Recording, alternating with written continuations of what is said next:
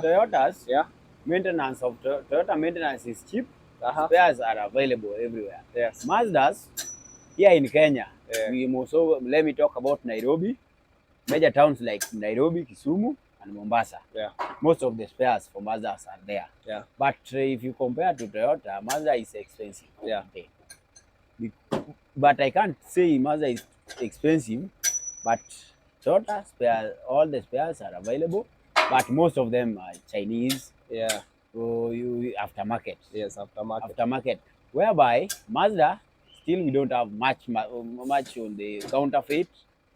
We most of them are the original, genuine one. So, assuming So someone owns this CX-5, yes, how much does one need to maintain it for every service? maintenance for 6.5 diesel.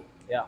Diesel it will require for genuine service. Yeah. If you are doing service with all the genuine parts, Yeah. it will just require around 17,800.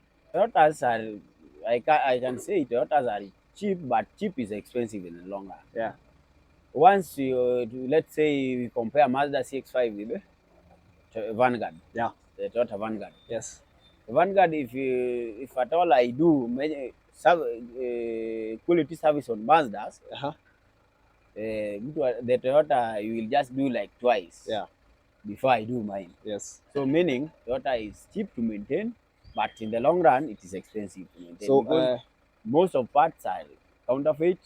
They tend to wear out fast. Yeah. As compared to Mazdas. So someone with a CX-5 will spend how much on a, let's say for a 10,000 or 7,000 kilometer service? With the Mazda CX-5 diesel, if we always make it 7,000 kilometers mileage or 6,000 kilometers mileage. Yeah. So as you know, it requires a lot of viscosity. Yeah. It's a turbo engine, it's a turbocharged engine. So it requires a viscosity. We make it 7,000 for all the synthetic oil. Yeah. We use only Castrol Edge 5W30, Pulver 5W30. Those are the brands of oil, and the Motul oil. Yeah. We compare it to Mercedes because once you use the quality parts, won't be able to give you any problem before next service. Yeah. In the service line. And once you do it, you do a reset because Mazda is computerized. Yeah. Every warning comes from computer. So once you are done with the service, you do a reset. Okay. So compared to Toyota, Toyota has no much sensors, so you can survive. It's just a survivor. You can use Toyota, but it won't warn you anything. Yes. So as compared to maintenance with Mazda is good because it will warn you just in case of anything.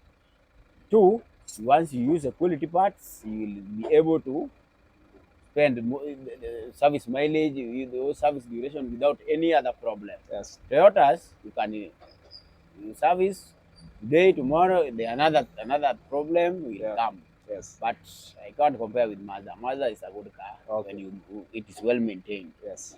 The only thing you need to know about Mazda is just you get a good mechanic. Yes. Or somebody who understands. Yes. Mazdas. Yeah. Yes. Also remind them that you do consultation for free. Someone can call you. Yes. Me, I also always do free consultation. I have a lot of customers. Some of them are not even within Kenya. Yeah. So consultation is always open free. Yeah. But time, we consider time. You can consult at the right time because sometimes I'm busy. Yeah. So we'll just coordinate. We talk later. All right. Yes. So we have with Mazdas we have no problem. Yeah. You can consult even anytime. Yes. Not only if I'm busy, I'll just tell you the time we can do it. Yes. All right. So there you have it, guys, from Felix himself, the Mazda mechanic here in Nairobi. We have talked about Mazda, about the demo, breaking the axle. We talked about that last time. I'll put the link down in the description. And all the other Mazda cars, the Atenza, the Axela, and any other models. So in case you have any questions, you can call Felix through his number. And of course, consult and bring your cars to him. So that's it. Till next time, my name is Ian. Goodbye.